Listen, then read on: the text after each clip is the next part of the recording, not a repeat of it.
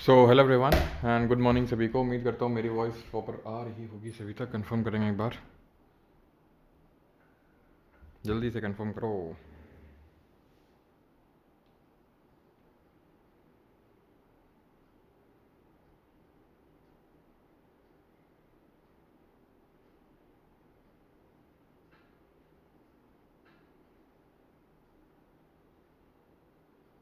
Oh my God, right. ऐसे ही समझ रखा है क्या? अब मैं सुधर गया हूँ। सो हेलो एवरीवन एंड अब मैं सुधर गया हूँ।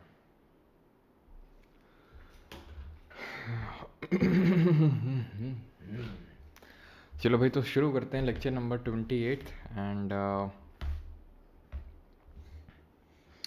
इस साल का लॉलीपॉप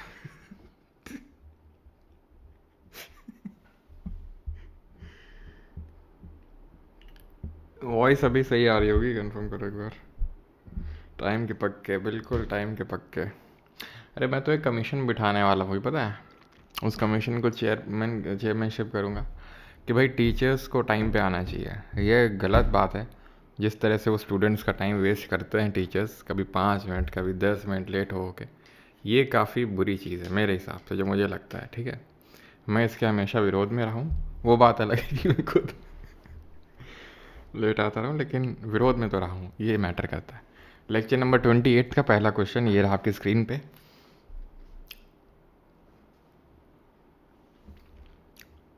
सर मोटे आदमी के पीछे लगे हुए हैं, हाँ।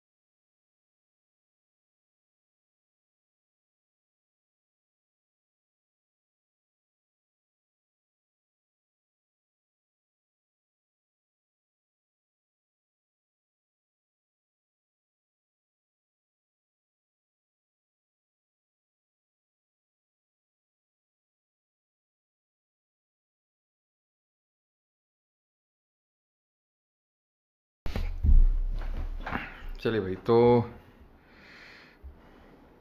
वॉइस आ रही होगी भी।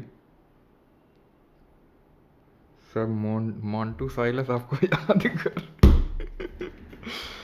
ओहो हो रितांशु जी। हे, हेल MTMHS। गाना गाए मिलके साथ में। Hello MTMHS। अभी गाना गवाते हैं कि नहीं ये वाला? क्यों?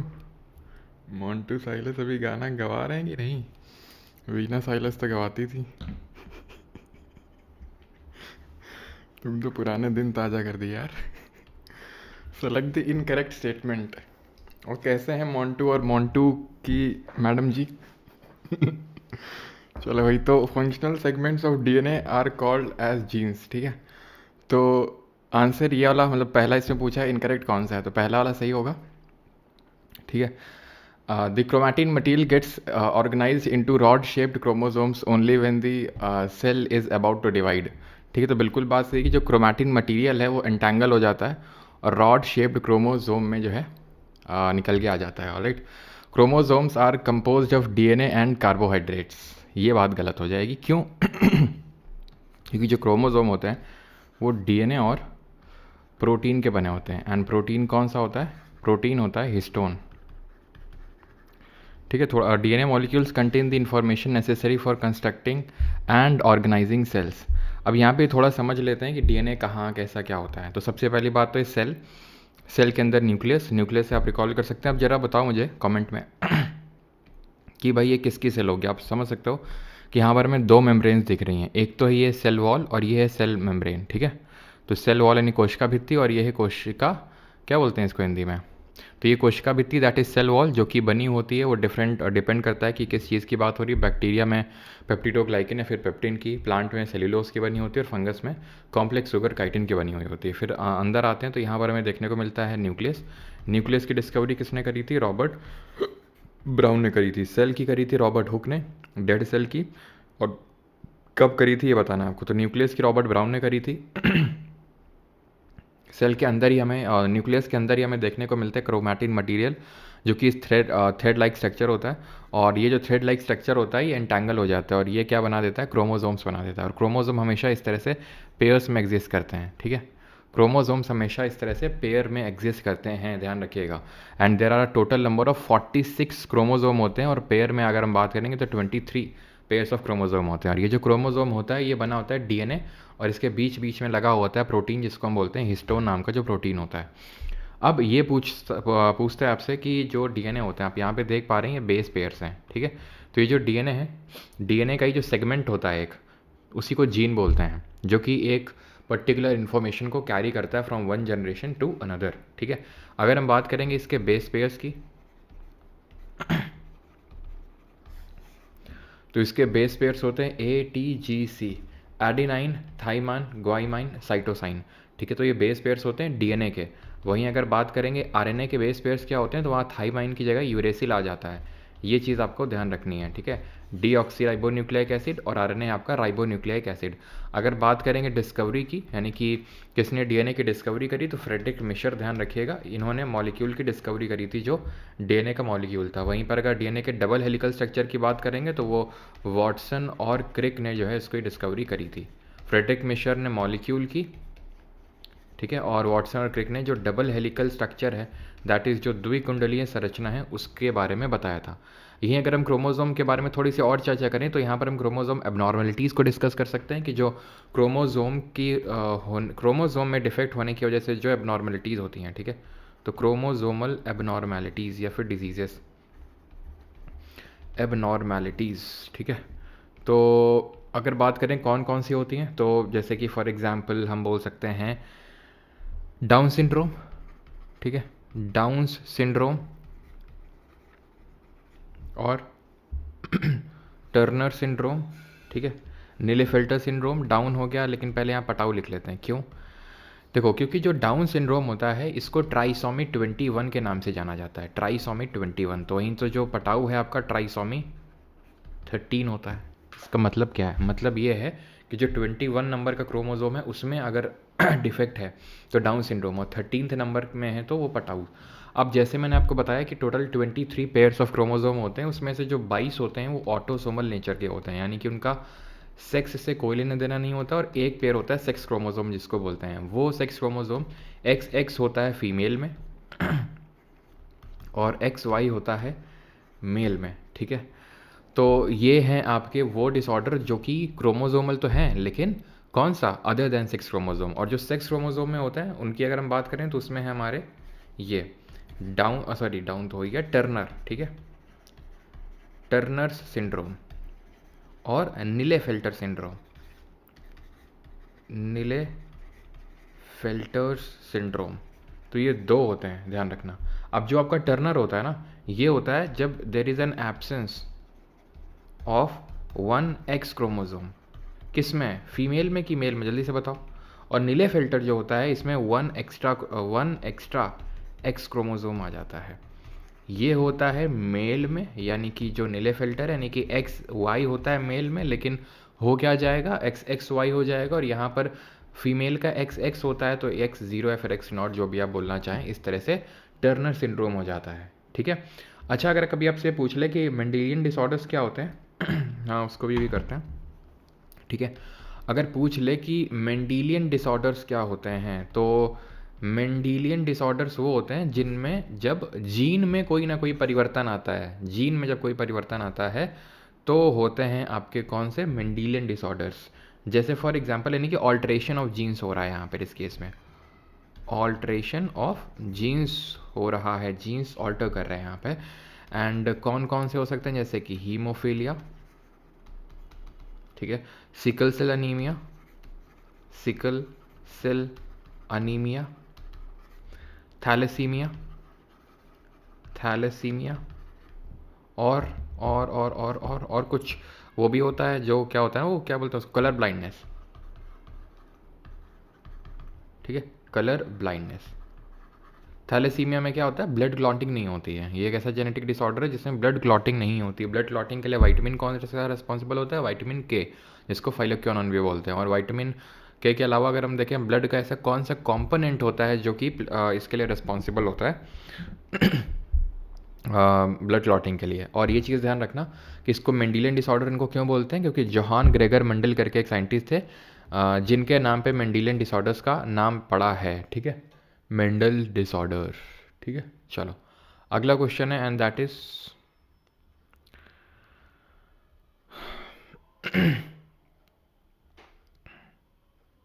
चलो, तो इनकरेक्ट आपको बताना है इसमें, universal law of gravitation sir molecule.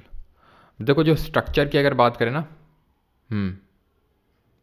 तो 1953 में ये जो डीएनए का स्ट्रक्चर है उसकी डिस्कवरी हुई थी, ध्यान रखिएगा। ठीक है, जो अगर हम बात करें स्ट्रक्चर यानी कि जो ये वॉटसन और क्रिक ने दिया था डबल हेलिकल स्ट्रक्चर, वो 1953 में हुआ था। अगर आप इसकी बात करें जो फ्रेडरिक मिशर वाला है, तो ये 1860s में हुआ था, 1860 के टाइम पे हुआ था, लेट 1860s में। लेकिन वहीं पर अगर हम बात करें ये वाला वॉटसन और क्रिक वाला, तो ये 1953 याद रखिएगा इसमें। ठीक है, चलिए तो अभी आते हैं यहाँ पर लॉ ऑफ ग्रेविटेशन पे। तो it is the force that binds us on earth. बिल्कुल बात सही है कि हम ग्रेविटी की वजह से ही एकदम बाइंडेड हैं, चपके हुए हैं अर्थ में। इसी वजह से हमारा एटमॉस्फियर भी, वायुमंडल भी चपका हुआ है। It is the force causing tides due to the stars and earth. It is the force that keeps motion of the planet around the sun. Yes, it is the force that assist the motion of moon around the earth. ये वाला जो है गलत हो जाएगा यहाँ पे। अब टाइड क्यों होते हैं ये पहले ही हम देख चुके हैं कि भाई टाइड होने का कारण क्या है। जो ज्वार भाटा होते हैं वो क्यों आते हैं, ज्वार जो होते हैं, जैसे फॉर एग्जांपल ये अर्थ है, ये मून है और ये सन है। तो क्या होता है, क्योंकि मून काफ़ी नज़दीक होता है तो मून का ग्रेविटेशनल पुल लगता है यहाँ पर। क्या लगता है, मून का ग्रेविटेशनल पुल लगता है यहाँ पर, ग्रेविटेशनल पुल। और सन का भी ग्रेविटेशनल पुल लगता है, लेकिन मून का ग्रेविटेशनल पुल लगता है टू अ ग्रेटर एक्सटेंट। ठीक है, और ऐसा जब सिज की पोजीशन होती है जहाँ पर तीनों स्ट्रेट लाइन पे हैं, तो वहाँ पर इस केस में स्प्रिंग टाइड बनती है, जहाँ पर हाई टाइड बहुत हाई एंड लो टाइड बहुत लो बनती है।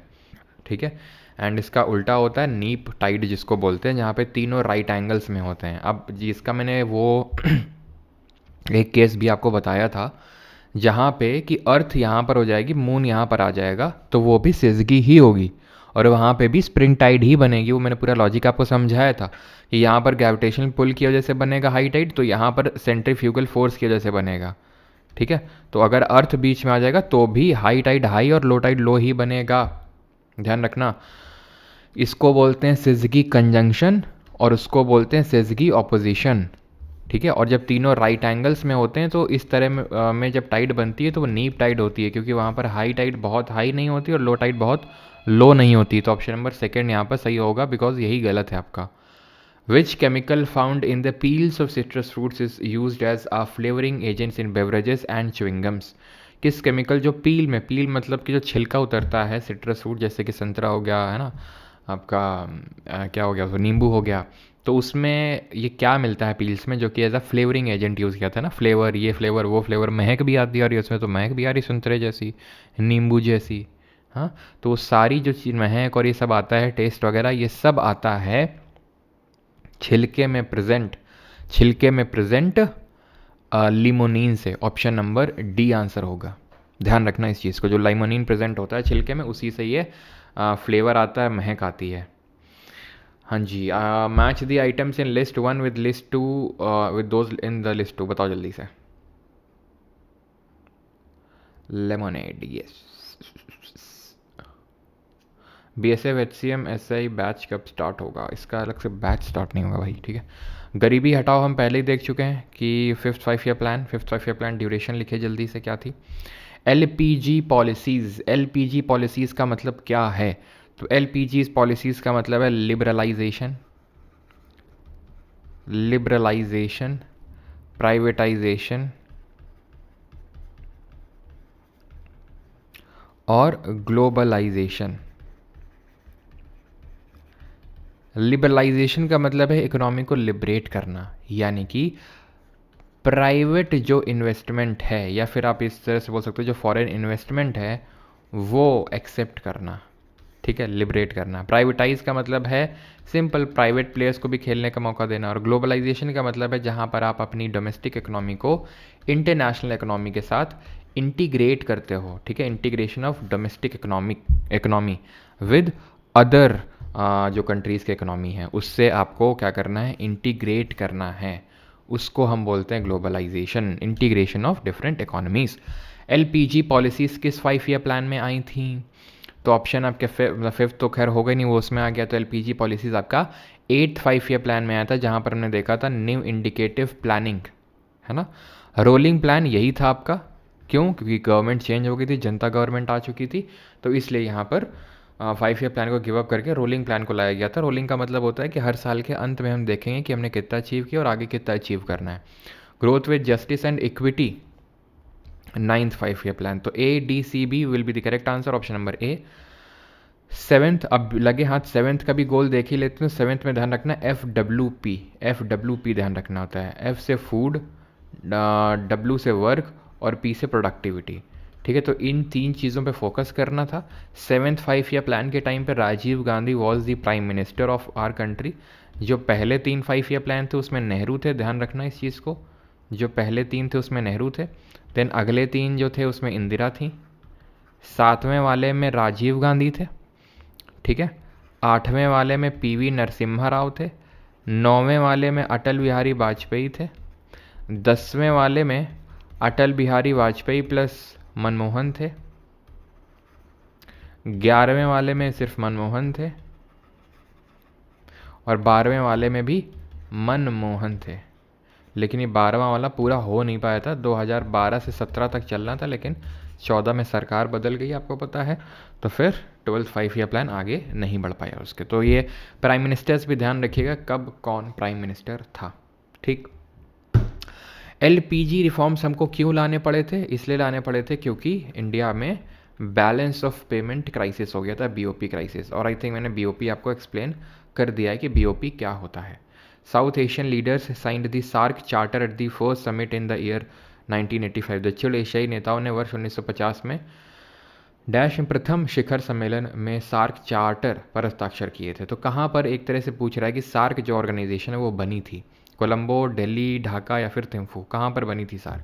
तो सार्क का जो गठन हुआ था वो हुआ था ढाका, बांग्लादेश में। लेकिन जो इसका हेडक्वार्टर है, south Asian association for regional cooperation, जो इसका फुल फॉर्म है, तो इसका जो हेडक्वार्टर है लोकेटेड वो है कहाँ पर? काठमांडू में, काठमांडू नेपाल में इसका हेडक्वार्टर की अगर बात करेंगे तो। इसी तरह अगर हम बात करें, जरा बताओ बीम्स्टेक का हेडक्वार्टर कहाँ पे? तो सार्क में कौन कौन सी मेंबर कंट्रीज़ हैं? मालदीव्स है, बांग्लादेश है, Bhutan, Myanmar, Sri Lanka, India, Afghanistan and Pakistan. तो ये कंट्रीज़ हैं साउथ एशिया के। बीम्स्टेक की अगर बात करें, which stands for bay of Bengal initiative for multi sectoral technical and economic cooperation. इसमें है कौन कौन सी मेंबर कंट्रीज़? B से भूटान याद रखना, I से इंडिया, M से म्यांमार, S से श्रीलंका, T से थाईलैंड, और 2 EC की जगह हटा के NP कर दो नेपाल, और सॉरी NB कर दो, न्यू बेस नहीं भैया, या सॉरी न्यू बैलेंस नहीं, ये है आपका क्या, नेपाल और भूटान, ठीक है। तो ये बीम्स्टेक की कंट्रीज़ हो जाएंगी। और इसका जो हेडक्वार्टर है वो ढाका, बांग्लादेश में ही है, जहाँ पर सार्क बना था वहीं पे बीम्स्टेक का हेडक्वार्टर है। सार्क का काठमांडू नेपाल में है। तो ये चीज़ आपको ध्यान में रखनी है। ऑप्शन नंबर C यहाँ पे सही आंसर होगा। कब बना था? 1985 में। Under the leadership of which of the following revolutionaries was the Chittagong armoury raid conducted. तो जो चिटगांव आर्मरी रेड है वो कब कंडक्ट करी गई थी, किसके टाइम पे, किसके लीडरशिप में? तो रास बिहारी बोस, बादल गुप्ता, हेमू कलनी या फिर सूर्यसेन। सुपर्ब पिक, हाँ बढ़िया है ना। इससे क्या है कि भाई पता चल जाता है कि कौन दोनों में है, किस में कौन है कंट्री, है ना। अच्छा ये बताओ, जैसे SCO है, शंघाई कोऑपरेशन ऑर्गेनाइजेशन, तो इसका हेडक्वार्टर कहाँ पे है? और पाकिस्तान और इंडिया ने इसको एक ही साल ज्वाइन किया था, वो साल कौन सा था जहाँ पर दोनों ने एक साथ ज्वाइन किया था? जल्दी से बताओ। चलो भाई, तो अब यहाँ पर आते हैं इसमें चिटगोंग आर्मी रेड, ये मैं पहले ही बता चुका हूँ आपको वैसे तो लेकिन खैर रास बिहारी बोस की थोड़ी सी चर्चा करते हैं। INA that is Indian national army बनाई थी इन्होंने 1942 में, ठीक है, 1942 में।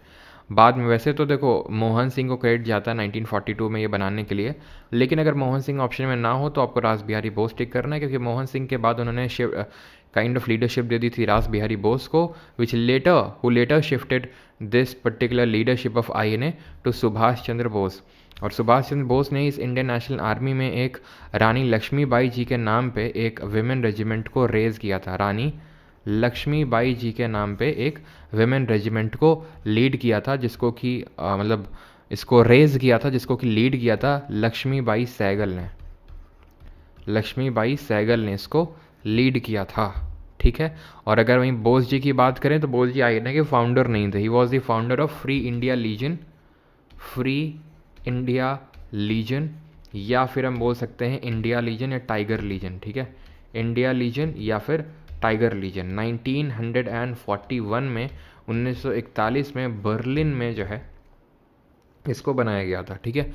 आंसर सूर्यसेन होगा। 1930 में ही हुई थी चिटगांव आर्मी रेड, चिटगांव जो कि आज प्रेजेंट डे बांग्लादेश में पड़ता है, और इसमें मेनली वुमेन पार्टिसिपेशन के लिए जाना जाता है, जहाँ प्रीति लता वड्डेदार, ठीक है, लिख देता हूँ, वैसे तो मैंने आपको लिखवाया था पहले भी, प्रीति लता वड्डेदार, ठीक है, कल्पना दत्त, सुनीति चंडेरी, बीना दास, ठीक है। तो ये सब लोग भी और सूर्यसेन को ध्यान रखिएगा मास्टर दा के नाम से जाना जाता है, ठीक है, मास्टर दा। क्लियर है यहाँ तक सभी को? तो अगर हम बात करेंगे किसकी, शंघाई कोऑपरेशन ऑर्गेनाइजेशन के बारे में पूछा तो ये बना कब था? 2001 में ये बना था, और इंडिया पाकिस्तान ने इसको 2017 में ज्वाइन किया था, ध्यान रखना 2017 में। करेंटली इसमें 10 मेंबर्स हैं, ठीक है। जो सबसे लेटेस्ट है वो कौन है? ईरान नहीं है, ध्यान रखना, बेलारूस है। बेलारूस ने 2024 में ज्वाइन किया, और 2023 में ज्वाइन किया था इसको ईरान ने, ठीक है। तो ईरान और बेलारूस इसके लेटेस्ट मेंबर्स में कहलाएंगे, लेकिन अगर सबसे लेटेस्ट पूछेगा तो दैट वुड बी बेलारूस। इसका ही एक ऑर्गेनाइजेशन होता है इसी के अंदर, जिसको बोलते हैं rats, regional anti terrorist structure, जिसका कि हेडक्वार्टर ताशकंद उज़्बेकिस्तान में, ध्यान रखना, रैट्स का हेडक्वार्टर ताशकंद उज़्बेकिस्तान में है। क्लियर? और वैसे तो ताशकंद उज़्बेकिस्तान के अलावा मॉस्को रसिया भी, ध्यान रखना, ठीक है। ताशकंद में भी और मॉस्को में भी है इसका, मॉस्को में। आई थिंक अभी पूरी तरह से धीरे धीरे इसको क्या कर रहे हैं, ताशकंद से मॉस्को में शिफ्ट कर रहे हैं, इसका मतलब पूरा आई थिंक प्रोसेस वगैरह चल रहा है। तो बाकी 2001 के बना था, और हेडक्वार्टर कहाँ पे इसका? हेडक्वार्टर शंघाई में नहीं है, ध्यान रखना, नाम है इसका शंघाई कोऑपरेशन ऑर्गेनाइजेशन है तो चाइना में ही, लेकिन है बीजिंग में वो, ठीक है, बीजिंग में। चलिए तो आगे बढ़ते हैं। And which commission due the boundary line between the India and Pakistan, तो किस आयोग ने भारत और पाकिस्तान के बीच सीमा रेखा खींची थी, ये आपको बताना है।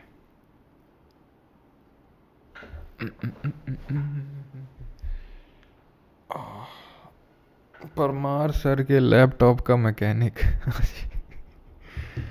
अरे कोई रहते हैं, कोई ट्रैक्टर का ड्राइवर बना हुआ है, कोई लैपटॉप का मैकेनिक, क्यों?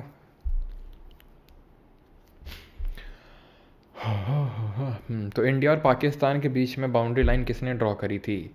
गांधी इरविन पैक्ट ने ड्रॉ करी थी, क्यों भाई? गांधी इरविन पैक्ट ने लाइन ड्रॉ करी थी क्या? ये कब हुआ था पैक्ट, जल्दी से बताओ, 2 दिन से डिस्कस कर रहे हैं। हिल्टन यंग कमीशन भी डिस्कस कर चुके हैं, कब बना था? ब्रेटन वुड्स कमीशन भी कल बताया था। तो गांधी इरविन पैक्ट 1931 में, गांधी और उस समय के वॉइस रहे इरविन के बीच में साइन हुआ था ये।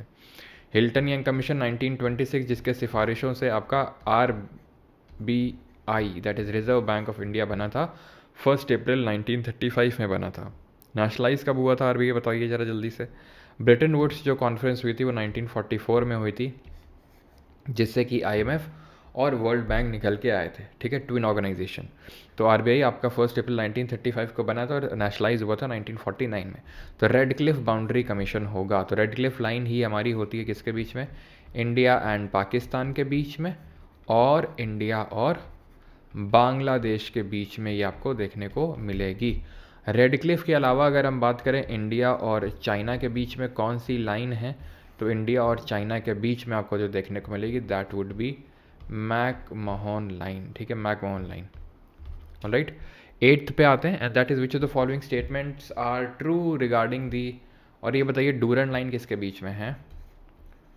डूरन लाइन किन दो कंट्रीज के बीच में है? 38th पैरेलल किसके बीच में है? 49th पैरेलल किसके बीच में है? ठीक, और मैगिनॉट लाइन किसके बीच में है? मैगिनॉट लाइन, हिंडनबर्ग लाइन किसके बीच में है? जल्दी से बताइए। सिर्फ फैट मैन कब आएगा भैया? इसी वजह से लगा दिया है, ठीक है, जो शेड्यूल है कि कब का लगा हुआ देख लो। डूरंड है इंडिया और अफ़गानिस्तान के बीच में। पाकिस्तान के हिसाब से इंडिया और अफ़गानिस्तान कोई आपस में बाउंड्री नहीं बनाते हैं, लेकिन हमें पता है कि हम बनाते हैं, ठीक है। क्यों? क्योंकि हमारा पीओके वाला जो क्षेत्र है वो बनाता है। 38th पैरेलल ये आपका है नॉर्थ एंड साउथ कोरिया के बीच में, और यही आपका पाक और अफ़गान के बीच में भी हो जाएगा, ठीक है। North and south Korea. 49th parallel ये वर्ल्ड की लॉन्गेस्ट इंटरनेशनल बाउंड्री है, longest international boundary between any two countries. 49th parallel किन के बीच में है? यूएसए और कनाडा के बीच में है, ठीक है। बात अगर करें हिंडनबर्ग की, तो हिंडनबर्ग है जर्मनी और पोलैंड के बीच में, जर्मनी एंड पोलैंड। और मैग्नॉट की बात करेंगे France and Germany, France and Germany. पाक स्टेट किसके बीच में बताओ? Which of the following statements are true regarding the Ravanphadi cave at the Aihole? बताओ तो इनमें से कौन सा स्टेटमेंट सही है रावणफाड़ी के बारे में? सर आपके क्लास का शेड्यूल कहाँ मिलेगा? कौन सी क्लासेस का शेड्यूल की बात कर रहे हो आप? सर आप अच्छा पढ़ाते हो, सुनील चौधरी मोटिवेशन, अच्छा धन्यवाद।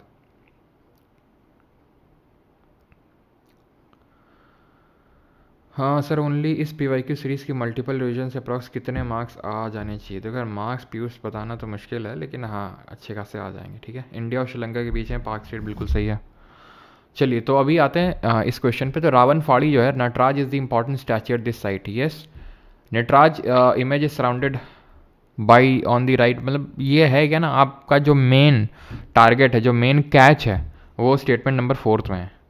The temple shows a distinct feature of Pandya architecture of mixing and incorporation of several style. बस यहीं पे कैच है। क्यों? क्योंकि जो आईहोल और जो आपके पट्टाडकल ग्रुप ऑफ टेम्पल है वो पांड्याज ने नहीं बनवाया भैया। किसने बनवाया है? चालुक्याज ने बनवाया है। याद आया चालुक्या के बारे में? चालुक्या कुछ पढ़ा था? चालुक्याज ऑफ बादामी, कुछ याद आया? याद आया कि नहीं याद आया? यहाँ पर थे चालुक्याज ऑफ बादामी जिनकी कैपिटल थी वातापी, ठीक है। देन यहाँ पे थे ईस्टर्न चालुक्याज जिनकी कैपिटल थी वेंगी, और यहीं पे बाद में आए लेटर चालुक्याज जिनकी कैपिटल थी कल्याणी। इनकी थी पहले वातापी, देन इनकी थी वेंगी, एंड देन बाद में लेटर चालुक्याज की थी कल्याणी। ये चीज़ ध्यान रहेगी, ठीक। तो इन्हीं चालुक्या के 2 ग्रुप ऑफ टेम्पल्स थे, एक तो जो इन लोगों ने आईहोल में बनवाए थे, और दूसरे जो पट्टाडक्कल में बनवाए थे। ये आई थिंक मैंने बताया होंगे, नहीं बताया तो अभी नोट कर लीजिए। जो पट्टाडक्कल में जो ग्रुप ऑफ टेम्पल्स आपको देखने को मिलेंगे, जैसे कि विरूपाक्ष मंदिर है। अब ये विरूपाक्ष मंदिर जो है ना सिर्फ चालुक्या वालों ने बनवाए थे, और ज़रा बताइए चालुक्या वालों ने कौन सा टेम्पल आर्किटेक्चर इंट्रोड्यूस किया था, बल्कि इस विरूपाक्षा को विजयनगर एम्पायर वालों ने बनाया था। अब ये जो है बनवाया था किसने? क्वीन लक्कन दंडेशा ने। क्वीन लोक महादेवी ने, ठीक है, क्वीन लोक महादेवी। और उसको बनवाया था जो हम्पी में, ये तो पट्टाडक्कल वाला है, जो हम्पी वाला है उसको लक्कन दंडेशा ने बनवाया था विजयनगर के टाइम पे, ठीक है। और ये क्वीन लोक महादेवी ने बनवाया इसको, ठीक। और पट्टाडक्कल में और कौन से आएंगे? गलगानाथ आ जाएगा, गलगानाथ टेम्पल, संगमेश्वर टेम्पल आ जाएगा, पापानाथ टेम्पल आ जाएगा, ठीक है। ये आईहोल में अगर बात करेंगे तो रावणफाड़ी आएगा, ठीक है। आईहोल में अगर बात करेंगे तो रावणफाड़ी आएगा आपका, ठीक है।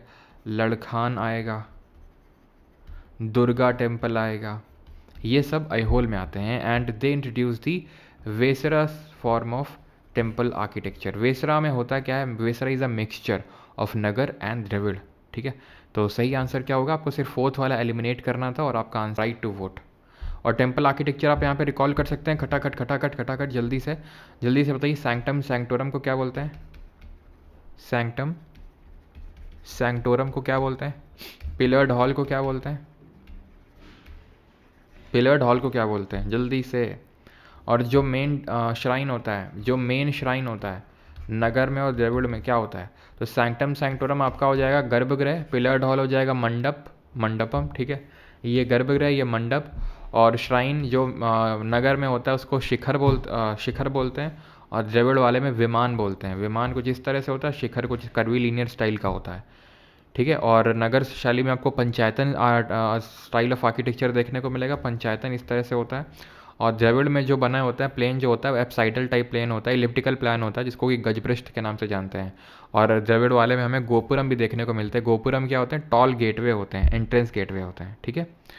चलिए भाई, तो कौन सा आपका आरपीए 1951 के तहत है जो इनको प्रिजनर्स को यानी कि कैदियों को उनके वोट का अधिकार देता है? तो ये है आपका 62 क्लॉज 5 ऑप्शन नंबर सी। बाकी ऐसा हमें डीप पे इसके बारे में नहीं पढ़ना है। अगला है 10th, नेशनल वाटरवे लिखा हुआ है और स्ट्रेच लिखा हुआ है। आपको बताना है कि कौन सा सही मैच है।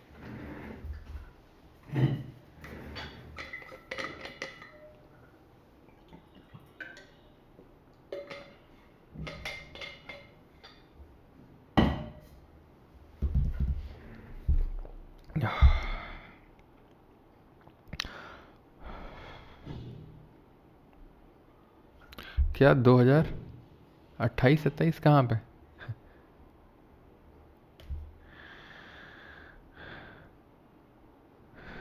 For all upcoming SSC exams 2028, अच्छा। चलो, तो नेशनल वाटरवे 1 की अगर हम बात करेंगे तो ये कहाँ पे है? किसके बीच में? इलाहाबाद से हल्दिया के बीच में, ठीक है। इलाहाबाद से हल्दिया, तो इसका 3 होगा। नेशनल वाटरवे 2 की अगर बात करेंगे, और ये सबसे लंबा है, ध्यान रखना, it is the longest length की बात करेंगे तो 1620 किलोमीटर है, ध्यान रखना। जो नेशनल वाटरवे 2 है ये किसके बीच में है? 2 वाला, तो ये है नॉर्थ ईस्ट में ब्रह्मपुत्रा रिवर डुबरी सादिया, ठीक है। और इसकी अगर लेंथ की बात करेंगे तो 890 कुछ इस तरह से, आई थिंक, हाँ आई थिंक, हाँ 890 किलोमीटर ही होगा ठीक है, अप्रॉक्सीमेटली इतना ही है। बाकी 1 वाले का ध्यान रखना क्योंकि ये सबसे लंबा है इसलिए।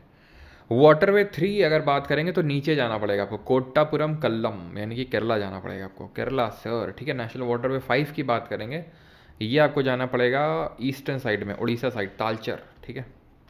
चलो, तो 3 4 2 5, 3 4 2 5 ऑप्शन नंबर बी, ठीक।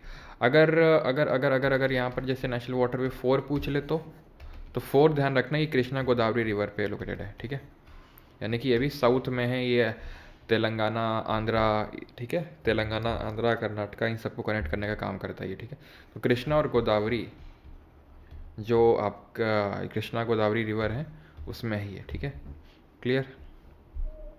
चलो, और 5 वाला भी अगर हम देखें तो 5 वाला ईस्ट में है, और ये आपका जो ब्राह्मणी रिवर और महानदी जो रिवर है उनके डेल्टा के पास में है, ठीक है। ब्राह्मणी और महानदी, महानदी तो आप जानते ही होंगे आई थिंक, ठीक है, कि जो महानदी है वो हमारी एक ईस्ट फ्लोइंग रिवर है जो कि पहले सौरो ऑफ उड़ीसा के नाम से जानी जाती थी, लेकिन अभी नहीं जानी जाती है, ठीक है, क्योंकि पहले फ्लड्स लाती थी, अभी तो नहीं लाती। और ये सिहावा हिल्स से निकलती है, जो छत्तीसगढ़ की सिहावा हिल्स हैं। ब्राह्मणी और बैतारानी इसके ऊपर है, ध्यान रखना, 2 नदियां हैं, ब्राह्मणी और बैतारानी, यहाँ पर इस तरह से, ठीक है। तो ये कहाँ पर हैं? ये भी आपकी उड़ीसा वाले रीजन में ही हैं, यानी कि ईस्ट इंडिया में ही हैं। लेकिन ध्यान आपको ये रखना है कि ये महानदी से ऊपर है, ठीक। इतनी चीज़ आपको क्लियर होनी चाहिए। ऊपर ही आपकी स्वर्ण रेखा भी देखने को मिलेगी जो दामोदर की ट्रिब्यूटरी है, और दामोदर खुद किसकी ट्रिब्यूटरी है? दामोदर खुद हुगली की ट्रिब्यूटरी, और हुगली खुद किसकी ट्रिब्यूटरी है? वो किसी की ट्रिब्यूटरी नहीं, वो डिस्ट्रीब्यूटरी है, किसकी? गंगा की, ये ध्यान रखना है, ठीक है। तो यहाँ पर हो जाएगी आपकी दामोदर, ये हो जाएगी बैतारानी, ठीक है, और ये हो जाएगी Brahmani. Which of the following regions is the tropical, in which कहाँ पर ट्रॉपिकल एवरग्रीन फॉरेस्ट आपको देखने को मिलेंगे? Eastern Ghats, Western Ghats, Rann of Kutch, या फिर थार डेजर्ट?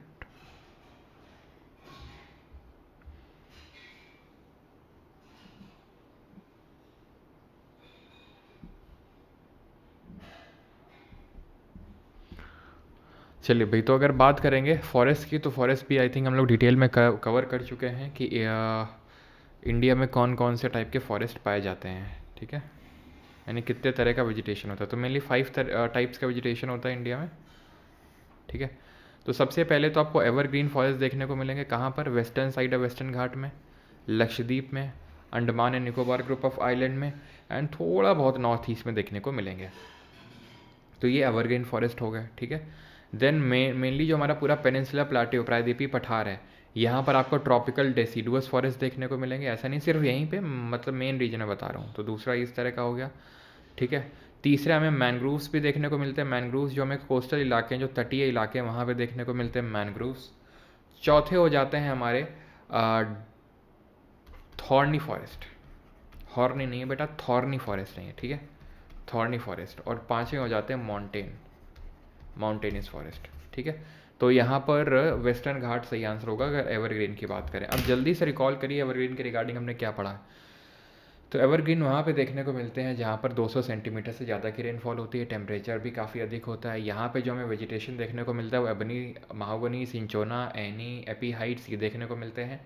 यानी कि यहाँ पर हमें लेयर्ड फॉरेस्ट भी देखने को मिलते हैं। लेयर्ड का मतलब होता है कि टॉल ट्रीज़ भी, मिडिल लेवल ट्रीज़ भी, और श्रब्स भी देखने को, झाड़ियाँ भी देखने को मिलती हैं। यानी कि लेयरिंग हो रखी होती है फॉरेस्ट की।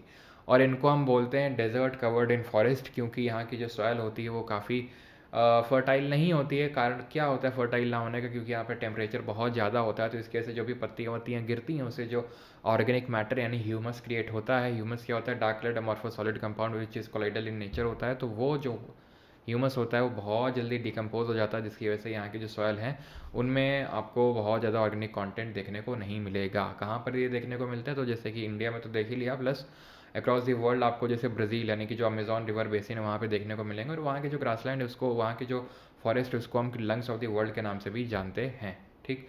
देन आते हैं, अगर भी सारी चीज़ें चलती रहनी चाहिए दिमाग में, बिकॉज हम पहले ही कवर कर चुके हैं। देन आते हैं ट्रॉपिकल डेसिडुअस। ये आपकी आंख बंद होनी चाहिए और आंख में पूरा वो चलना चाहिए इस तरह से, ट्रॉपिकल डेसिडुअस। फिर हमने कैटेगराइज किया था मॉइस्ट और ड्राई डेसिडुअस। मॉइस्ट होता है 150 से 200 सेंटीमीटर रेनफॉल, और 70 से 150 के बीच में होता है ड्राई डेसिडुअस। इंडिया में सबसे ज़्यादा ये पाए जाते हैं। और यहाँ का जो वेजिटेशन होगा वो होगा नीम, शीशम, महुआ, बेल, ये सब आपको देखने को मिलते हैं। वहीं अगर बात करेंगे तो जो थॉर्नी फॉरेस्ट हैं, वो आपके जो लगभग 50 सेंटीमीटर से कम रेनफॉल होता है वहाँ पर आपको थॉर्न फॉरेस्ट देखने को मिलेंगे। और यहाँ पर टूसॉकी जो ग्रास है वो ग्रो करती है। माउंटेन फॉरेस्ट की बात करें तो माउंटेन इंडिया में दो जगह हैं, एक तो नॉर्थ में हिमालय, साउथ में वेस्टर्न घाट और ईस्टर्न घाट। तो नॉर्थ में जो हिमालयाज़ हैं उसमें हमें, क्योंकि धीरे धीरे धीरे धीरे धीरे धीरे इतने ऊंचे हैं कि जब आप ऊपर जाओगे तो वेजिटेशन बड़ी फास्ट चेंज होता है। क्यों? क्योंकि वहाँ का एक तरह से आप ये माहौल चेंज होता है, क्योंकि आपको भी पता है आप ऊपर जाते हो तो टेम्परेचर घटता है, तो उसी हिसाब से वेजिटेशन भी माउंटेन में चेंज होता जाता है। जैसे कि फुट हिल्स ऑफ हिमालय में, जल्दी से बताओ कौन सा टाइप ऑफ वेजिटेशन पाया जाता है, तो फुट हिल्स ऑफ हिमालयाज़ में आपको डेसिडुअस फॉरेस्ट देखने को मिलेगा। फुट हिल्स में डेसिडुअस देखने को मिलेगा। और फिर धीरे धीरे धीरे धीरे आपका चेंज होगा, जैसे कि वेट टेम्परेट टाइप ऑफ आएगा, देन आपका ब्रॉड लीफ्ड आएगा, देन आपका कॉनिफरस आएगा, देन एल्पाइन आएगा। कॉनिफरस क्या होता है, कॉनिफरस कोन शेप्ड आपके जो यहाँ पर ट्रीज़ देखने को मिलते हैं। जैसे कि आप ठंडे इलाकों में चले जाओ तो वहाँ कॉनिफरस यानी कि हाई लैटिट्यूड में आप जाओगे तो कॉनिफरस फॉरेस्ट मिलेंगे।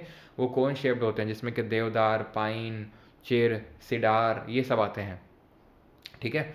और मैनग्रोव्स तो जैसे इंडिया में सबसे ज़्यादा कहाँ पाए जाते हैं, वेस्ट बंगाल में जो सुंदरबन डेल्टा है वहाँ पर देखने को मिलेंगे आपको मैनग्रोव्स, जिनको कि हम दलदलीय वन के नाम से भी जानते हैं, ठीक है। 12th क्वेश्चन करिए अभी। How many major ports are there in India for maritime transportation. तो मैरीटाइम ट्रांसपोर्टेशन के लिए कितने मेजर पोर्ट्स हैं? बिल्कुल सही है। मैनग्रूव्स में जो रूट्स होती हैं वो आपकी ध्यान रखना, वो पहली बात तो विविपारस नेचर के होते हैं और न्यूमैटोफोर्स उनको बोलते हैं रूट्स को, ठीक है। आप मेरा कमेंट क्यों नहीं देखते हैं? मैं पूछ रहा हूँ कि सर क्या ये फेयर के सेटिस्फाई सफिशिएंट है एसएससी के ऑल एग्जाम के लिए? नहीं, बिल्कुल नहीं। एसएससी के एग्ज़ाम्स के लिए तो बिल्कुल सफिशिएंट नहीं है ये, ठीक है। तो मेजर पोर्ट्स पे आते हैं। 21, 15, 18 और 13 कितने मेजर पोर्ट हैं? तो यहाँ पर आते हैं मेजर पोर्ट्स पे। सबसे पहली बात तो ये है, मैं तेरा गाना वाना गाना है क्या तुमको है?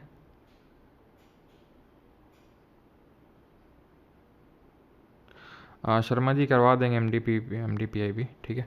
चलो भाई, तो अभी आते हैं यहाँ पर, देखो किस पे हैं ये, पोर्ट्स पे,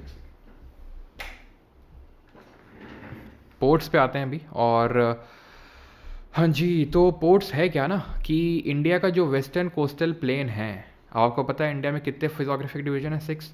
तो उसमें से एक हमारा कोस्टल प्लेन है। तो हमने उसमें पढ़ते हैं कि जो वेस्टर्न कोस्टल प्लेन है वो बहुत नैरो है, ये काफ़ी वाइड है, क्योंकि ये जो हमारी ईस्टर्न कोस्टल प्लेन है ये एमर्जिंग नेचर की है। किस नेचर की है? एमर्जिंग। और ये कैसी है? सबमर्जिंग, ठीक है। ये कैसे नेचर की है? सबमर्जिंग नेचर की। ये एमर्जिंग और ये सबमर्जिंग। ये आपकी म्यूटिलेटेड कोस्ट है। कैसी है? म्यूटिलेटेड कोस्ट है, ये ध्यान रखिएगा। तो यहाँ पर क्या होता है ना कि पोर्ट डेवलपमेंट के लिए काफ़ी अच्छा है ये। पोर्ट डेवलपमेंट के लिए अच्छा ये है क्योंकि यहाँ पर वाटर का लेवल डीप होना चाहिए, गहरा होना चाहिए, सो दैट कि वो शिप आ सके किनारे तक। डीप नहीं होगा तो शिप किनारे तक नहीं आ पाएगी, जो यहाँ पे होता है। तो ध्यान रखना, अगर कभी पूछ ले कि western coastal plain, why western coastal plain are more suitable for the establishment of port, तो इसीलिए 13 है मेजर। मेजर पोर्ट का मतलब है जहाँ पर सेंट्रल गवर्नमेंट की मेनली ओनरशिप है।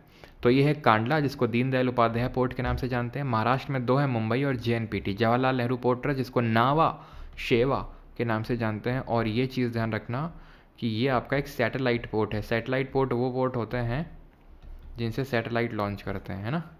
वो पोर्ट होते हैं सैटेलाइट पोर्ट, जिनको कि इस्टेब्लिश किया जाता है इसलिए क्योंकि वहाँ पर उस रीजन में जो पोर्ट था उसकी कैपेसिटी फुल हो गई है, जैसे मुंबई ये फुल हो गई, तो इसीलिए JNPT को बनाया गया, ठीक है। मरमगांव पोर्ट ट्रस्ट गोवा में है। ये किस रिवर की ईस्टोरी में बना हुआ जरा बताओ? मैंगलुरु आपका कर्नाटक में। और कोची, जिसको कि क्वीन ऑफ अरेबियन सी के नाम से जानते हैं। किस नाम से जानते हैं कोची को? केरला में है, क्वीन ऑफ अरेबियन सी। ये जुवारी रिवर की स्टोरी पे है मरमगांव, ठीक है। देन तमिलनाडु पे आते हैं। 3 पोर्ट आपको देखने को मिलते हैं। एन्नोर, जो कि कामराजर पोर्ट भी के नाम से भी जानते हैं, चेन्नई, और टूटिकॉन, ठीक है। टूटिकॉन को वी और चिदम्बरम पोर्ट के नाम से भी जानते हैं। तो ये जो 3 पोर्ट हैं, एन्नोर जिसको कामराजर बोलते हैं, चेन्नई और टूटिकॉन, तमिलनाडु में है। और इसीलिए Tamil Nadu is the state with the maximum number of major port. इसमें से जो ये वाला पोर्ट है एन्नोर, ये आपका एक पहला, देश का पहला मेजर कॉरपोरेटाइज्ड पोर्ट है। यानी कि इसमें गवर्नमेंट की नहीं बल्कि प्राइवेट प्लेयर्स की शेयर होल्डिंग ज़्यादा है, जिसकी वजह से इसको प्राइवेट या फिर कॉर्पोरेटाइज पोर्ट के नाम से भी जानते हैं। तो 13 पब्लिक पोर्ट हैं इंडिया में, 13 मेजर पोर्ट हैं इंडिया में, लेकिन उसमें से 12 पब्लिक पोर्ट हैं। 12 मेजर पब्लिक पोर्ट है। पब्लिक का मतलब जिसमें कि गवर्नमेंट की शेयर होल्डिंग हो। तो एक में नहीं है, तो इसलिए 12 मेजर पब्लिक पोर्ट होंगे। लेकिन अगर पब्लिक और प्राइवेट नहीं लिखेगा तो 13 हैं टोटल, ठीक है। देन ऊपर आएंगे तो विशाखापट्टनम है, और विशाखापट्टनम आपका डीपेस्ट लैंड लॉक्ड पोर्ट है। डीपेस्ट लैंड लॉक्ड पोर्ट है, सबसे गहरा स्थल रुद्ध बंदरगाह है। पारादीप पोर्ट है उड़ीसा में, और कोलकाता है आपका कहाँ पर? ये सबसे पुराना है, and also known as by the name of diamond harbour, ठीक है। ये ध्यान रखना। और यहीं पे आपका हुगली पोर्ट भी है। विच of the following is the best definition of ecological efficiency? तो निम्नलिखित में से कौन पारिस्थितिकी दक्षता की सर्वोत्तम परिभाषा कौन सी है? बताओ। आपने जो करंट अफेयर की PDF दी है वो हिंदी में प्रोवाइड कर सकते हो क्या? कौन सी PDF जो दी है अभी? कौन सी PDF की बात कर रहे हो आप? चलो चलो चलो चलो,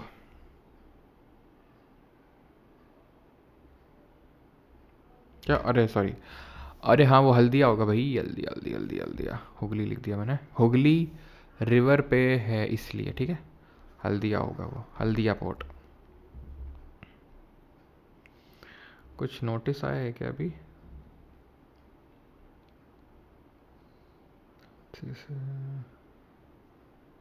चलो ठीक। हाँ, वो हल्दिया ही होगा, वो हुगली रिवर पे है। Haldia as in Hooghly river, तो उन्होंने गलती से वो हुगली लिख दिया उसको। हुगली रिवर पे है वो, ठीक है। ecological efficiency के amount of energy utilized at different trophic levels in a food chain, amount of energy stored at different trophic levels in a food chain, the ratio between the mass and the energy flow at different trophic levels in a food chain, the ratio between energy flows at different points in a food chain. तो the amount of energy stored, the amount of energy utilized at different trophic levels in a food chain, option number A answer होगा इसका। अब हमें पता है कि ecological efficiency मतलब trophic level में क्या होता है?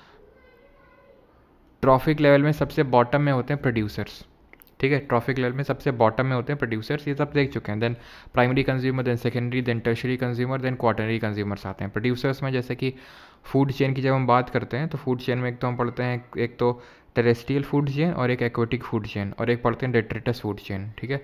तो जो टेरेस्ट्रियल होती है उसमें पेड़ पौधे सब घास फूस आएंगी, एक्वेटिक में फाइटोप्लैंक्टन आ जाते हैं।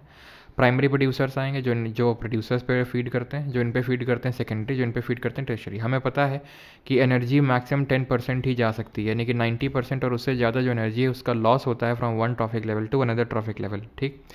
एंड ये जो एक एनर्जी पिरामिड ये दिया किसने था, जल्दी बताओ। ये एनर्जी पिरामिड किसने दिया था, ये इकोसिस्टम टर्म किसने दिया था? तो इकोसिस्टम टर्म, सॉरी इकोलॉजी दिया ना, तो इकोलॉजी टर्म किसने दिया था? अर्नस्ट हैकेल ने 1866 में। रामदेव मिश्रा को फादर बोलते हैं। एंड इकोसिस्टम टर्म किसने दिया? तांसले ने दिया, ठीक, क्लियर। तो यहाँ पर ये इकोलॉजिकल एफिशिएंसी ये हो गई, ठीक है। देन अगर बात करेंगे इकोलॉजिकल पिरामिड का कॉन्सेप्ट किसने दिया? इकोलॉजिकल पिरामिड का कॉन्सेप्ट किसने दिया? चार्ल्स एल्टन ने दिया, ठीक है, चार्ल्स एल्टन ने। और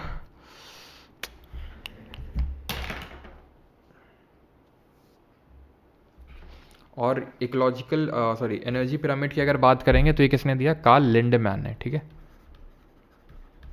कार्ल लिंडमैन ने दिया, ठीक है। अगला है Muslim League observe dash as a direct action day. तो मुस्लिम लीग ने कब प्रत्यक्ष कार्रवाई दिवस जो है के रूप में मनाया था, ठीक है, जहाँ पर भयंकर किलिंग्स करी गई थी, जिनको कि हम कैलकाटा किलिंग्स के नाम से भी जानते हैं। आप देख सकते हैं रोड पर लाशें बिछी हुई हैं, एकदम हिंदू मुस्लिम राइट्स हुए थे, जिसमें कि जिन्ना ने सीधा बोला था कि भाई मार डालो काट डालो, हमें पाकिस्तान चाहिए, इसके लिए हिंदुओं को जितना मार काट सकते हो करो। तो देख सकते हैं मतलब लाशें बिछ गई थी एकदम। इसी वजह से गांधी जी, जब इंडिया आज़ाद हुआ था तो गांधी जो है दिल्ली में नहीं थे, गांधी थे उस समय नोआखली में। नोआखली आज का प्रेजेंट डे बांग्लादेश में पड़ता है, जहाँ पर भयंकर किलिंग्स हुई थी, मतलब रेप किलिंग सब कुछ हुआ, ठीक है।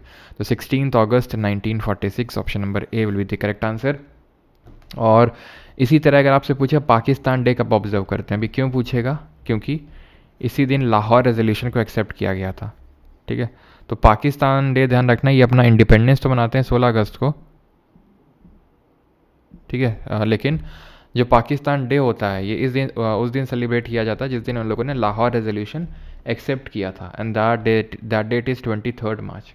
23 मार्च 1940 को अडॉप्ट किया था, इसलिए 23 मार्च को ये लोग पाकिस्तान डे मनाते हैं, ठीक है। गधे कहीं के ससुर है। 15th which of the following definitions best describes the concept of micro finance. तो निम्नलिखित में से कौन सी परिभाषा माइक्रो फाइनेंस की अवधारणा को सबसे अच्छे से दर्शाता है? कौन सा है जो सबसे अच्छे से दर्शाता है, बताओ जल्दी से।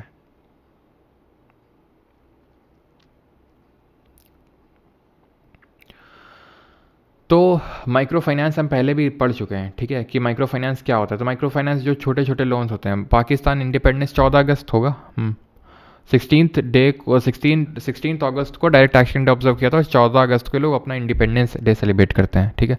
माइक्रो फाइनेंस की बात करेंगे तो जो 3 लाख से हमने ये देखा था जिसकी आमदनी कम होती है वो माइक्रो फाइनेंस के लिए एलिजिबल होता है, और 1 लाख से जो कम का होता है लोन वगैरह उसको माइक्रो फाइनेंस के तहत रखते हैं। तो ऑब्वियस सी बात है जो लोग जिनकी इनकम उतनी नहीं है या फिर अनएम्प्लॉयड है तो उनको लोन देने के लिए माइक्रो फाइनेंस इंस्टीट्यूशंस को क्रिएट किया गया है। पूछा क्या है? बेस्ट डिस्क्राइब्स, तो ऑप्शन नंबर बी आंसर हो जाएगा। पहला वाला क्यों गलत है? क्योंकि ये रजिस्टर होते हैं कंपनीज एक्ट 1956 के तहत रजिस्टर्ड नहीं होते हैं, बल्कि कंपनीज एक्ट 2013 का जो सेक्शन नंबर 8 है उसके तहत रजिस्टर्ड है। लेकिन अगर कोई NBFC MFI होगा ना तो वो RBI के तहत होगा, ठीक है। अगर कोई non banking financial company MFI तो वो RBI के तहत होगा। इसके बारे में भी हम पहले पढ़ चुके हैं। Which industrial policy mark the beginning of liberalisation in the Indian industry, reducing the restrictions on private companies.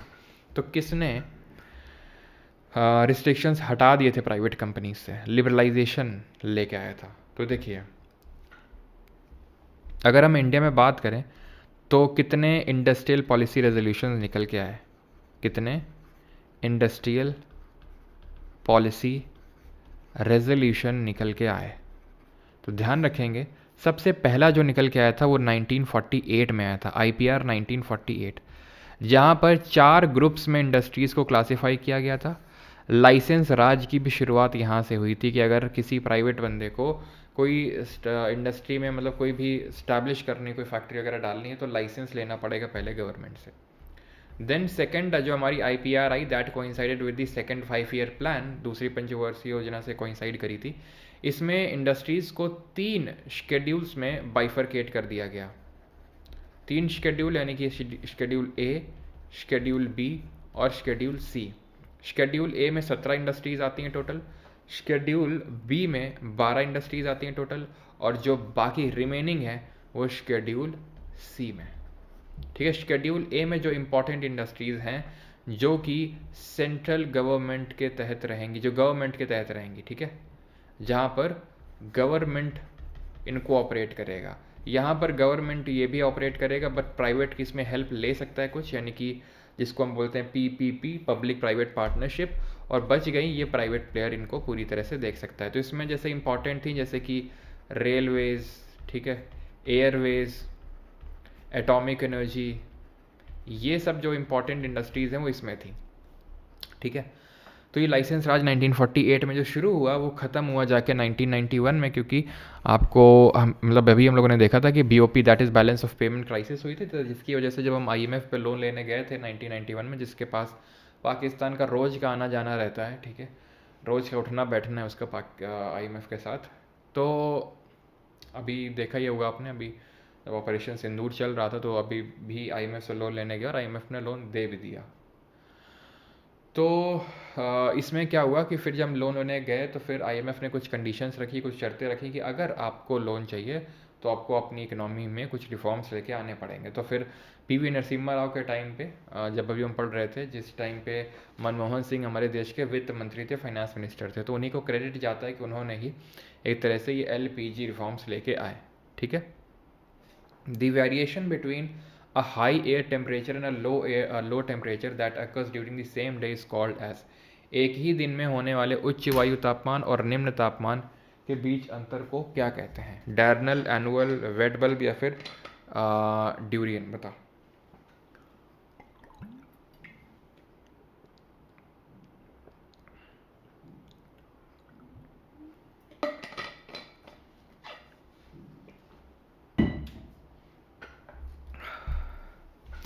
तो इसको बोलते हैं डायरनल।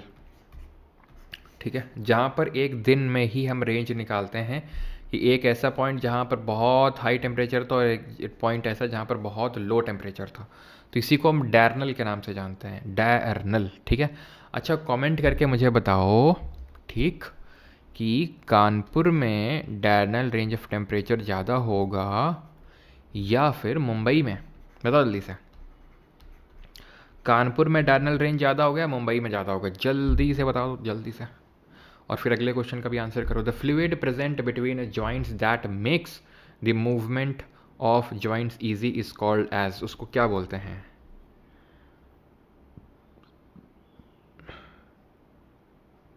चलो, तो ध्यान रखना कानपुर का ज़्यादा होगा डायरनल। क्यों? क्योंकि हमें पता होना चाहिए कि जो भी हमारे कोस्टल इलाके होते हैं, तटीय इलाके होते हैं, वहाँ पर वो एक्सपीरियंस करते हैं मॉडरेटिंग इन्फ्लुएंस ऑफ सी। समुद्र का मॉडरेटिंग इन्फ्लुएंस रहता है। जितना आप दूर जाओगे, जितना आप दूर जाओगे समुद्र से, जितना आप इंटीरियर ऑफ कॉन्टिनेंट पे जाओगे, तो वहाँ पर आपको एक्सपीरियंस होगा कॉन्टिनेंटैलिटी इफेक्ट, जिसको कि हम महाद्वीपीयता प्रभाव बोलते हैं। ठीक, तो ये चीज़ आपको क्लियर होना चाहिए कि क्यों डायरनल रेंज ऑफ टेम्परेचर ज़्यादा होता है इंटीरियर ऑफ कॉन्टिनेंट में। ठीक है, ये आपको इंटीरियर ऑफ कॉन्टिनेंट्स में देखने को मिलेगा।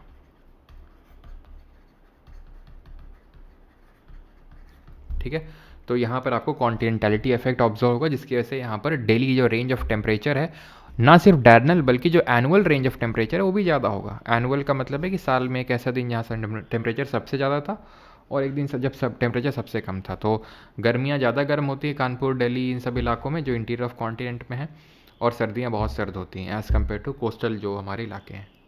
The fluid present between joint that makes, तो ये कौन सा होता है? साइनोवियल फ्लूइड होता है, ऑप्शन नंबर बी। ठीक है, और बोन्स जॉइंट की अगर बात करेंगे, ठीक है, और जो ये जब कम होने लगता है तभी जो है धीरे धीरे प्रॉब्लम क्रिएट होना शुरू होती है जॉइंट्स में, जैसे धीरे धीरे धीरे धीरे आप ओल्ड होते जाते हो, बूढ़े होते जाते हो, ठीक है, तो काफ़ी आपको दिक्कतें आने लगती हैं, कुछ जवानी में भी आने लगती हैं, ठीक है, जैसे कि मुझे तो पॉस्चर जब ठीक ठीक नहीं होता है तो भी जॉइंट से प्रॉब्लम होती है। आज बुढ़ापे और मेरे से याद आया कि आज मतलब नानी जी ने जो है, नानी जी आई हुई हैं, ठीक है, तो मालिश करी। नानी जी ने तुरंत पॉइंट पकड़ लिए, बोल मतलब मम्मी बताती रहती है ना कि मतलब पीठ दर्द करती है, एक बेल्ट है वो लगाते हैं, ठीक है, तो नानी पूछ रही थी क्यों, ये क्यों सब लगाता है, तो मम्मी ने बताया होगा कि दर्द दर्द करती है पीठ। तो आज नहा के खड़े हुए तो नानी बोलती है इधर आओ, कहाँ दर्द कर रहा है तुम्हारे पीठ में, ठीक है, तो फिर जब तेल से रगड़ाई करी तो नानी ने तुरंत पहचान लिया, बोलती हैं कि यहाँ पर एकदम सूजन हो रखी है पूरा, यहाँ पे। तो फिर वही मम्मी को अपने बोला मैं सीखो कुछ तुमको रोज बताना पड़ता है कहाँ पे मालिश करनी है, कहाँ पे दर्द हो रहा है, और नानी ने तुरंत पकड़ लिया और इतनी बढ़िया मालिश करी ना, मज़ा आ गया एकदम खैर, तो साइनोवियल जॉइंट आंसर होगा। एंड टेंडन की अगर बात करें तो टेंडन किसको किससे कनेक्ट करता है, कार्टिलेज क्या होता है, तो कार्टिलेज हमने पढ़ा था कि क्या होता है, कार्टिलेज एक कनेक्टिव टिश्यू ही होता है, ठीक है, एक कनेक्टिव टिश्यू होता है, और ये बोन के जितना हार्ड नहीं होता है और बहुत सॉफ्ट भी नहीं होता है, क्योंकि इसका मैट्रिक्स थोड़ा जेली लाइक टाइप होता है। टेंडन की अगर बात करें तो ये कनेक्ट करता है, it connects muscle to bone, ठीक है, MTB, तो मसल को बोन से कनेक्ट करता है ये। देन अगर लिगामेंट की बात करेंगे तो जो लिगामेंट होता है वो कनेक्ट करता है बोन को बोन से, ठीक है। जल्दी से आप बता दीजिए नंबर ऑफ बोन्स कितनी होती हैं बच्चों में, अडल्ट्स में, और जो ज़्यादा अडल्ट होते हैं क्यों, तो बच्चों में कितने होते हैं, चाइल्ड में कितने होते हैं बच्चों में, अडल्ट में, मसाज सेंटर चले जाओ। अच्छा,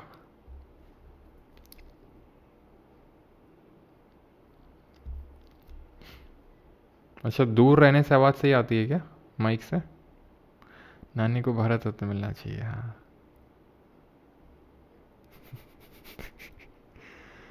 चलो भाई, तो सही आंसर क्या होगा यहाँ पर, बच्चों में होती है 300, अडल्ट में होती है 206, सबसे लंबी होती है फीमर, सबसे स्ट्रांग होती है फीमर ही, फीमर नहीं होगा तो जॉ बोन होगा ऑप्शन में, एंड सबसे छोटी होती है स्टेपीज, ठीक है। Select the correct statement about अगर, और कौन सी बोन होती है जो वेस्टिजियल टाइप होती है, सबसे एक तो जिसको हम टेल बोन भी बोलते हैं, किसको हम टेल बोन बोलते हैं, इनमें से कौन सा गलत है अगर के बारे में, तो agar is use to grow microbes, yes, agar is one of the commercial products obtain from red algae, gelidium and gracilaria, बिल्कुल सही है, ये है आपकी अगर जेली, ठीक है। It is very rich in what, it is very rich in collagen, तो कोलाजन बहुत होता है इसमें, जो अगर जेली हो, मतलब जो भी आपकी बनती है ना अगर जेली वगैरह, इनमें कोलाजन बहुत होता है। कोलाजन आपको पता होना चाहिए is the most abundant protein in our body. Collagen का ट्रिपल हेलिकल स्ट्रक्चर किसने दिया था, जल्दी से बताओ, कोलाजन का triple helical structure. It is used as a nutrient and source of fat, and नहीं, फैट का सोर्स नहीं है ये, ठीक है। It is use in the preparation of ice cream and jellies, बिल्कुल सही है, आइसक्रीम और जेली। ये रेड एल्गे से बनता है, रेड एल्गे को क्या बोलते हैं, रोडोफाइके बोलते हैं, रोडोफाइके बोलते हैं, ध्यान रखिएगा। और ये जो दिया था वो जीवी रामचंद्रन ने दिया था, इसका ट्रिपल हेलिकल स्ट्रक्चर, ठीक है, जीवी रामचंद्रन। चलो, sir which anti microbial enzymes are present in milk, milk में कौन से एंटी माइक्रोबियल आपको एंजाइम्स देखने को मिलेंगे, ऑप्शंस आपके सामने हैं। सही आंसर क्या होगा, तो सही आंसर होगा, ये तो एंजाइम नहीं है, तो आपकी जैसे लैक्टोज शुगर होती है इसमें मिल्क में, फ्रक्टोज फ्रूट्स में होती है, माल्टोस आपकी किस में होती है, सीरियल्स में, माल्टोस किस में होती है, जो अनाज वगैरह होता है उसमें, तो इसमें होता है आपका ये होगा, ठीक है, लैक्टोफेरिन, लैक्टोपेरोक्सीडेस एंड लाइसोजाइम, ये होते हैं आपके एंजाइम्स जो मिल्क में होते हैं। मिल्क में प्रोटीन कौन सा होता है, कैसीन होता है। मिल्क से रेवोल्यूशन कौन सा संबंधित है, white revolution, also known as operation flood, father Verghese Kurien, the man who made elephant dance, ठीक। और प्रोटीन जैसे मिल्क में ये होता है, और प्रोटीन आप बताओ कि जो हमारे हेयर्स नेल्स उसमें कौन सा होता है, तो उसमें होता है केराटिन। ग्लूटेन किस में होता है प्रोटीन, ग्लूटेन वीट में होता है, ठीक है। If a fish eats a shrimp तुम लोग लगा हुआ 20 क्वेश्चन आखिरी क्वेश्चन होगा ना, 20वां आखिरी नहीं है बट आज 25 क्वेश्चन करने होंगे तुम्हें। If a fish eats a shrimp the energy gets transferred from, तो अगर एक मछली झींगा खाती है तो वो एनर्जी कहाँ से कहाँ जाती है, तो श्रिम्प क्या है, श्रिम्प है प्रोड्यूसर ना। देखो जो हमारा एक्वेटिक होता है उसमें जैसे फाइटोप्लैंक्टन वगैरह होते हैं, ठीक है, जैसे कि डायटम वगैरह, तो ये प्रोड्यूसर होते हैं। श्रिम्प इस पे फीड करेगा, यानी कि श्रिम्प आपका प्राइमरी कंज्यूमर होगा और ये सेकेंडरी कंज्यूमर, तो primary consumer to secondary consumer होगा, option number C. In which year did India win the men's hockey world cup, India ने, भारत ने मेंस हॉकी वर्ल्ड कप कब जीता था। दीपक भोई रुक जाओ, बस आज आपको शाम तक मिल जाएंगे करंट अफेयर्स एनटीपीसी के लिए। तो hockey mains hockey world cup start हुआ था 1971 में, जिस साल इंडिया और पाकिस्तान के बीच में liberation war, Bangladesh liberation war हुआ था और बांग्लादेश क्रिएट हुआ था 1971 में, ठीक है। तो उस टाइम पे ही हॉकी वर्ल्ड कप स्टार्ट हुआ था। पहला वाला पाकिस्तान ही जीता था, जो कि स्पेन में हुआ था। पहले पाकिस्तान में होने वाला था, लेकिन इंडिया पाकिस्तान के बीच में इतने ज़्यादा टेंशन्स थे उस समय कि एक न्यूट्रल लोकेशन पे कराना पड़ा था। स्पेन में हुआ था ये, ठीक है, 1971 में स्पेन में, जो कि पाकिस्तान ने जीता था। And Pakistan is the most successful country in hockey, अगर वर्ल्ड कप बात करें तो, ठीक है। अब तुम खुद ही सोचो यार, गधे लोग भी, इतने भी गधे तो नहीं होते हैं, कहीं ना कहीं तो थोड़ा बहुत तो काम कर ही लेते हैं। तो और ये नहीं कि मतलब ये पहले की बात है, ठीक है, इन्होंने पहले काफ़ी जीते थे, अब तो जाने कब से नहीं जीते हैं अभी। तो मोस्ट सक्सेसफुल जो है वो 4 बार इन्होंने जीता है। इंडिया ने अभी तक एक ही बार जीता और 1975 में जीता है, 1975। लेटेस्ट वाला अगर पूछेगा तो वो जर्मनी ने जीता है, बेल्जियम को हरा के, ठीक है, जर्मनी ने बेल्जियम को हरा के जीता था। In which year did the Bhopal gas tragedy occur, तो भोपाल गैस त्रासदी किस वर्ष हुई थी, 1984, 82, 88, 85। तो ये जो ट्रेजिडी है 1984 में हुई थी। उस समय मेरे बाबा जो थे वो भोपाल में ही थे, तो but he survived any how, ठीक है, आग वाग जला के पता नहीं इसी तरह से कुछ सर्वाइव किया था बाबा ने, क्योंकि उस टाइम पे भोपाल में ही थे बाबा। तो 1984 आंसर होगा, ऑप्शन नंबर ए। और मिथाइल आइसोसाइनेट, मिथाइल आइसोसाइनेट जो गैस है उसका रिसाव हुआ था, CH3CN, ठीक है।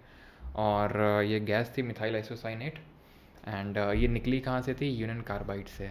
जब मुझसे सवाल पूछा गया था इंटरव्यू में, तो गैस का तो नाम मुझे याद आ गया था, लेकिन यार ये याद ही नहीं आया था कंपनी का नाम। अब समझ सकते हो कि कितना प्रेशर होता है नाम ही याद नहीं आया था भाई मुझे। तो फिर सर ने बताया कि यूनियन कार्बाइड है बेटा। मैंने कहा thank you sir, thank you sir एक फिक्स्ड सेट ऑफ रूल्स के साथ आपको भेजा जाता है कि जब किसी सवाल का उत्तर ना आए तो बोलो सॉरी सर तुरंत, एंड मैं घर जाके देखूंगा इसके बारे में, ये बोलना होता है आपको। तो बस वही रटे रटाए होते हैं। एक होता है कि जो जिसने पूछा है सिर्फ उसी से आई कांटेक्ट नहीं रखना है, थोड़ा बाकी लोगों से भी आई कांटेक्ट रखना है, हल्की सी स्माइल रखनी है, हाथों को एकदम रखना है, बार बार हाथ मूव नहीं करने। ऐसा लगता है जैसे उन लोगों को कुछ पता ही नहीं है, सब पता होता है भाई उनको कि क्या तुमको पढ़ा लिखा के भेजा गया है 3 पोएट्स पंपा पन्ना, लेकिन ये तो है कि वो पूरा एकदम कंफर्टेबल फील करवाते हैं पूरा, मतलब ऐसा नहीं कि एकदम ये बताओ इस तरह से नहीं, बहुत ही कंफर्टेबल तरीके से। 3 poets Pampa Ponna and Ranna are called as the 3 jewels of, तो किसके हैं, कन्नड़ लिटरेचर, तेलुगु लिटरेचर, तमिल या फिर संस्कृत। तो आंसर है कन्नड़ा लिटरेचर के हैं ये तीनों जो ज्वेल्स हैं। अच्छा इसी तरह बताइए जो हमारे कार्नेटिक म्यूज़िक है, ठीक है, ठीक है, कार्नेटिक म्यूज़िक, तो इसके हम ट्रिनिटी किसको बोलते हैं। बैठने का तरीका कैजुअल नहीं होना चाहिए भाई, वहाँ कुछ याद नहीं रहता है, बैठने का तरीका ऐसे मतलब 2 बार उन्हें दिया तो पहली बार तो मेरी ऐसे सांस चढ़ी और ऐसा लगा कि जब मैं कमरे से निकला तब वो सांस उतरी ये मुझे फील हुआ भाई, क्योंकि पहली बार जब था तो वो पहला दिन ही था, पहला दिन तो था ये नहीं याद है मुझे, लेकिन सबसे पहला ही मेरा था, मतलब काफ़ी मल्टीपल बोर्ड्स होते हैं, जैसे 4-5 बोर्ड्स होते हैं, ठीक है। बोर्ड्स मतलब जैसे अभी तो आई थिंक यूपीएससी के चेयरमैन भी चेंज हो गए ना, तो एक होगा किसी का, जैसे राजीव शुक्ला सर थे उस समय, एक बख्शी सर थे, और एक मैडम थी जिनसे हुआ था मेरा, कौन थी, सत्यवती मैम थी, हाँ। तो मतलब वैसे बोर्ड होते हैं, तो पहला ही मतलब सारे बोर्ड में सबसे पहले भाई मेरे को बुलाया गया। भाई मैंने कहा इतना ख़राब कैसे लक हो सकता है मेरा, लेकिन ठीक भी था कि एकदम सबसे पहले जाके ख़त्म कर हो गया, वो सही था। फिर दोबारा वाला जो था उसमें तो खैर पहला नहीं था, उसमें तो थोड़ा सा कॉन्शियस था मैं कि हाँ कुछ तो है आसपास, बड़ा सा कमरा है, कुछ तो है। पहले वाले में तो भाई कुछ हवा ही नहीं लगी। Kannada literature, option number A. Trinity किसको बोलते हैं? तो ट्रिनिटी बोलते हैं श्याम, हाँ सूदन, सूदन तो अब नहीं है ना, वो चेंज हो गए हैं ना। चलो तो श्याम शास्त्री, ठीक है, श्याम शास्त्री और पी त्यागराज और एम दीक्षितर, ठीक है, एम दीक्षितर और Shyam Shastri. And the last question is this: magnesium hydroxide is a common ingredient of antacids and laxatives popularly known as। तो मैग्नीशियम हाइड्रोक्साइड एंटासिड और जुलाब का एक आम घटक है जिसे लोकप्रिय रूप से किस नाम से जाना जाता है? जल्दी से बताइए। नहीं भी तो चेंज हो गया ना। Fused magnesia, milk of magnesia, magnesia alba, caustic calcined magnesia. तो मिल्क ऑफ मैग्नीशिया होगा, ठीक है, मैग्नीशियम हाइड्रोक्साइड, MgOH का होल ट्वाइस। एंटासिड के तौर पे इसको यूज़ करते हैं। इसका pH वैल्यू कितना होता है? 10 होता है, ठीक, pH वैल्यू 10 होता है।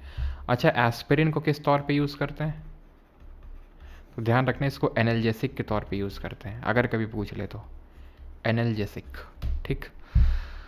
चलिए भाई, तो मिल्क ऑफ मैग्नीशिया है, तो कुछ और भी यहाँ से पूछ ही लेता हूँ। जिप्सम बताओ, एंड ग्रीन विट्रियोल बताओ, कॉस्टिक सोडा, कॉस्टिक पोटाश बताओ, कॉस्टिक सोडा क्या होता है एंड कॉस्टिक पोटाश क्या होता है, and white vitriol, white vitriol, blue vitriol, जल्दी से। तो जिप्सम की अगर बात करेंगे तो कैल्शियम सल्फेट डॉट 2H2O। इसको अगर हम डिहाइड्रेट कर देंगे 373 केल्विन में तो क्या बन जाएगा? 373 केल्विन में अगर इसको हम डिहाइड्रेशन करवा देंगे तो calcium sulphate dot half H2O आ जाएगा, जिसको हम प्लास्टर ऑफ पेरिस बोलते हैं, POP। ग्रीन विट्रियोल क्या होता है? Ferrous sulphate dot 7H2O। White vitriol क्या होता है? Zinc sulphate dot 7H2O। And blue vitriol होता है कॉपर सल्फेट डॉट 5H2O, नीला थोथा, ठीक है। इसको आप डिहाइड्रेट करोगे यानी कि वाटर का मॉलिक्यूल हटाओगे तो ये ब्लू से फिर वाइट में कन्वर्ट हो जाता है। कॉस्टिक सोडा आपका NaOH होता है, कॉस्टिक पोटैश KOH होता है, पोटेशियम हाइड्रोक्साइड। बेकिंग सोडा क्या होता है? बेकिंग सोडा क्या होता है? वॉशिंग सोडा क्या होता है? तो baking soda NaHCO3, that is sodium bicarbonate और सोडियम हाइड्रोजन कार्बोनेट, और वॉशिंग सोडा होता है sodium carbonate dot 10H2O। Baking soda को यूज़ कहाँ पे करते हैं? तो एज एन एंटासिड यूज़ करते हैं, जैसे मिल्क ऑफ मैग्नीशिया को यूज़ करते हैं, तो वैसे ये मैंने पढ़ाया होगा, ठीक है। एज ए एंटासिड यूज़ करते हैं, सोडा एसिड फायर एक्सटिंग्विशर के तौर पे यूज़ करते हैं, जहाँ पर H2SO4 के साथ मिक्स वगैरह का करके इसको यूज़ करते हैं। बेकिंग पाउडर बनाने की यूज़ होता है। बेकिंग पाउडर कैसे बनाया जाता है? जब बेकिंग सोडा को mild edible acid like tartaric acid के साथ उसको मिक्स कर दिया जाता है, ठीक। ऑल राइट, बिल्कुल न्यू 50 सेकेंड CGI, वो तो आपके BR गवई बन चुके हैं। बाकी आज का लेक्चर यहाँ पर होता है, सेशन ख़त्म, ठीक है। और इस PPT का PDF आपको मिल जाएगा टेलीग्राम पे, बाकी कोर्सेज सेक्शन में जाके आप नोट्स ले सकते हैं, राइट। कुछ याद क्यों नहीं रहता गुरुजी? याद क्यों नहीं रहता? रिवीजन से याद रहती हैं चीज़ें, तो रिवीजन किया करिए मल्टीपल टाइम्स। और कल होगा हमारा सेकंड लास्ट लेक्चर, ठीक है, UPSC का, इसका PY के सीरीज़ का, UPSC का बोल रहा हूँ, UPSC के नए chairman I think Ajay Kumar है ना, सूडान। हाँ यार, सूदन की जगह ने पहले सूडान पढ़ लिया था, सूडान, प्रीति सूडान।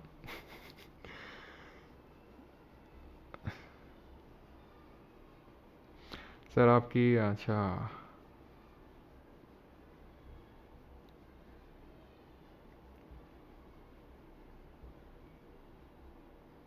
फॉरेस्ट नहीं करवाया है क्या अभी? क्यों? फॉरेस्ट जितना मुझे याद है मैंने तो फॉरेस्ट रिपोर्ट सब करवा दिया है। जल्दी से कंफर्म करो। Sir vitamin D wants to know your location. पता नहीं यार विटामिन डी कितनी गोली खाई भी यार, 60-60 हज़ार आई होगी, फिर भी कुछ लग नहीं रहा सर। दर्द और बढ़ता जा रहा है। जल्दी बताओ, ये फॉरेस्ट नहीं पड़ा है क्या? पाकिस्तान को हुआ है बलूचिस्तान। हाँ सुनने में तो है कि पाकिस्तान को बलूचिस्तान हुआ है। क्यों क्यों क्यों क्यों? जल्दी बताओ, नहीं कराया? नो, नहीं हुआ है, नहीं कराया यार, मुझे तो लगा हो गया यार। चलो कल करते हैं, ठीक है, कल करते हैं। हो कभी, चलो ठीक है, हाँ।